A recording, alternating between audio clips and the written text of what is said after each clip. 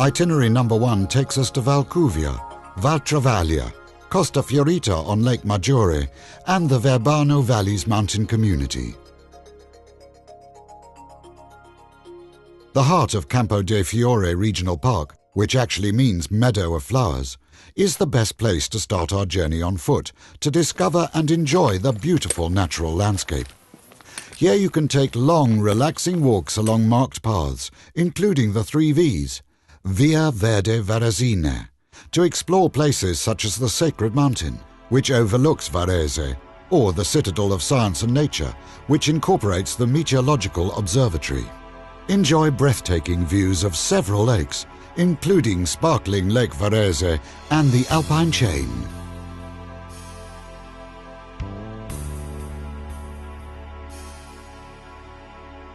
At the foot of the hill lies Gavirate, one of the 42 municipalities that belong to the Food Road Association.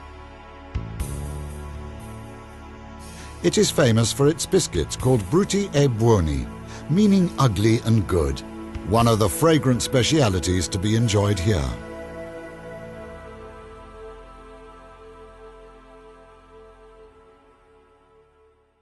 Before setting out for the lake, let's pay a visit to the Volturre Cloister in Gavirate, a place of historical and artistic importance. This medieval cloister dates back to 1154, but much older remains have been found, including 2 apses from the 5th and the 6th century.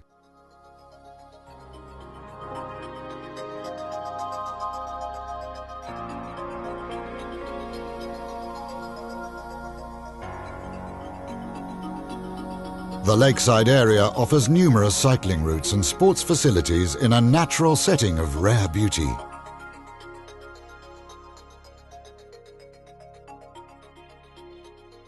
If you follow the lakeside road from Bardello, you come to Virginia Island and the Archaeological Museum.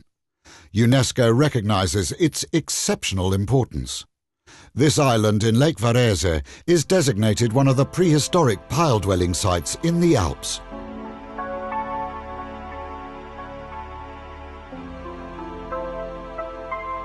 We highly recommend a visit to the fascinating Salvini Museum, which is housed in a mill built in 1870 between Cocquio Trevisago and Gemonio. The painter Innocenti Salvini, to whom the museum is dedicated, was born here in 1889 and worked here throughout his life.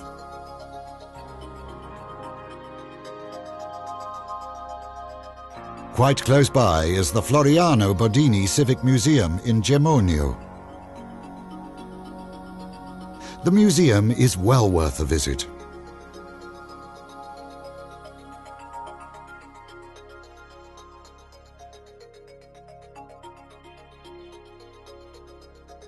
Now, it's about time for some refreshments.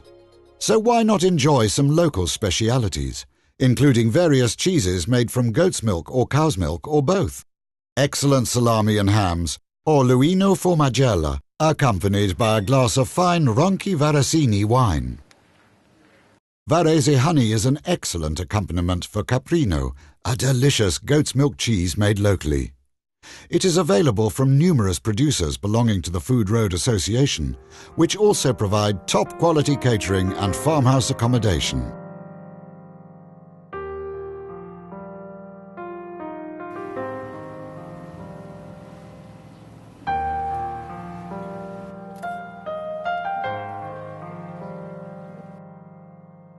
A short detour takes us to one of the most fascinating corners of Lake Maggiore.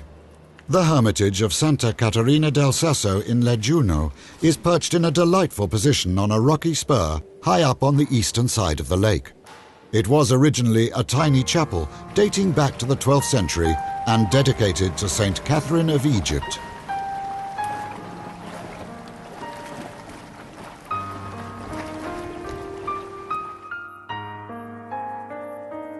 Another place worth discovering in Valcuvia is Cheleo.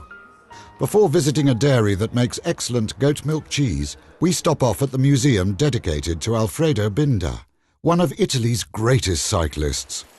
The roads are especially suited to cycling, and numerous tracks take you through verdant scenery offering delightful views.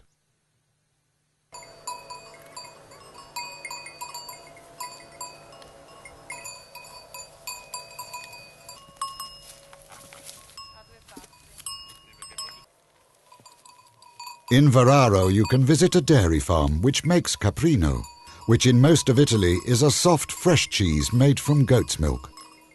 This particular variety is traditionally made in Valcuvia.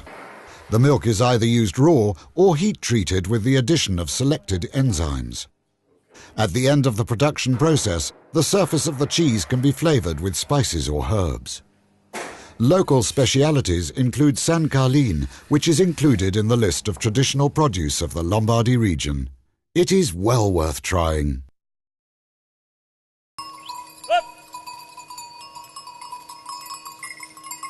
We continue on towards Sant'Antonio Pass, which offers delightful views of the surrounding landscape and down to Acumeggia. Acumeggia is an open-air museum, perched on the slope of Monte Nudo and close to Casalsuino. Due to the many famous artists who have worked there, it is one of the most important painted towns along this itinerary. The earliest paintings date back to 1956. The town itself provides spectacular views of Valcuvia. Villa della Porta Bozzolo is a distinctive Lombardy residence of exceptional beauty in the municipality of Casalsuino. Dating back to the 16th century, it was originally a country villa that was later turned into a stately home. All the rooms inside are beautifully frescoed with floral ornamentation in Rococo style. The magnificent Italian garden was added in the 18th century. After passing through Cuvello and Duno down in the valley, the road climbs to the church of San Martino, which offers splendid views all around. This simple yet delightful church boasts over 400 years of history. In the early 20th century, it became part of a fortified military area along the Cadorna line and was destroyed in 1943. It was later rebuilt and reconsecrated in 1958. This area was, in November 1943, the site of one of the first ferocious partisan struggles, the Battle of San Martino. The Document Center is part of the historic Cadorna line, near Cassano, Valcuvia. It was created to preserve the history that profoundly marked the people and the region at the foot of Mount San Martino. At the Document Center is a useful info point for the Varese Valley's food road. It provides details of the various itineraries and the opportunity to taste produce from the local area. Various manufacturers offer quality products made from their own cow's milk and sell cheese, ham, salami, meat, honey and vegetables produced in the valley, all genuine traditional products.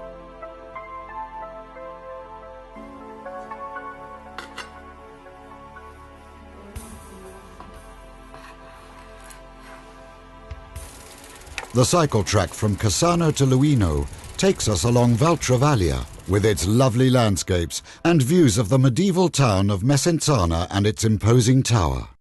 A historic reenactment takes place here each year, attracting a large number of tourists.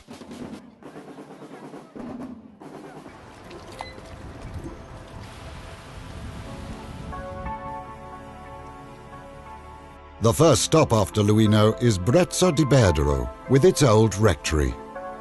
The rectory, officially known as the Collegiate Church of San Vittore, was built in 1173 on the remains of an early Christian temple. Towards Porto Valtravaglia, the landscape increases in fascination and offers various possibilities for excursions. Bridleways, hiking routes and cycle tracks enable you to discover the variegated region stretching from the Blue Lake to the verdant hills. The Church of Santa Veronica is located a part of Calde in Castelvicana, in Romanesque style with subsequent Baroque additions. The harbour delights tourists with its simplicity and beauty.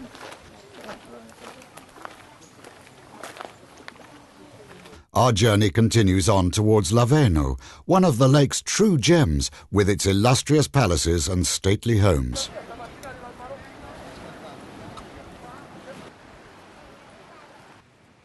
The cable car takes us smoothly up from Laveno, nearly to the top of Monte Sasso del Ferro, at an altitude of 1,062 meters.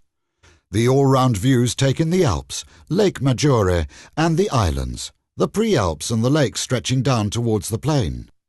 This is an ideal launching point for paragliding and hang gliding enthusiasts. It is also the start of numerous routes for mountain and downhill bikes. An experience definitely not to be missed.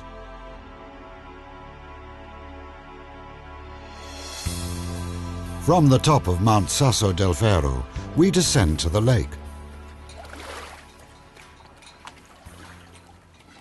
The International Museum of Ceramic Design opened in 1971 in Palazzo Perabo, an important 16th century building in Cheleo, a part of Laveno Mombello. The museum bears witness to the ceramic-making tradition in Laveno Mombello.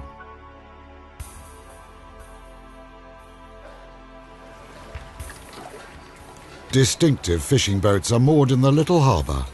Fishing on Lake Maggiore is still a traditional profession, though most of the catch is consumed locally.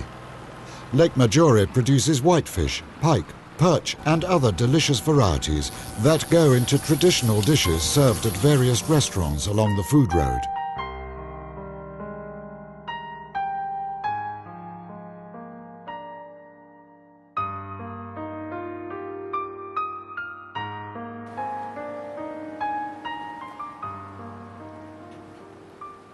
From Lake Maggiore, we climb towards Valcuvia, in the verdant municipality of Azio, where there is an unusual dairy. Built with a thatched roof, it incorporates all the modern features of bio-building and energy saving. The dairy is a member of the association and produces delicious kinds of cheese made from goat's milk. Now we set out for Orino. To the south of Campo de Fiore Regional Park is the Rocca of Orino.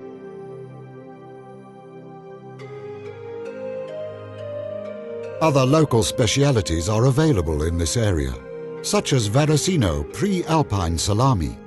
It is made in Valcuvia and the province of Varese, from various minced meats and pork fat flavored with local herbs.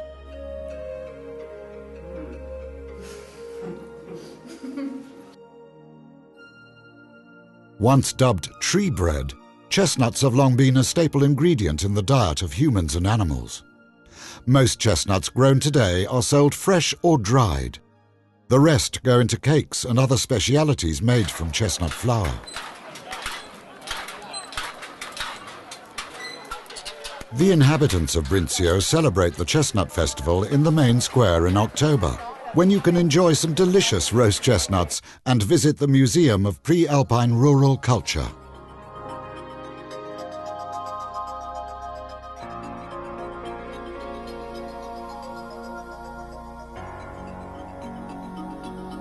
The first itinerary covering part of the Varesine Valley's food road ends here in Brindisi.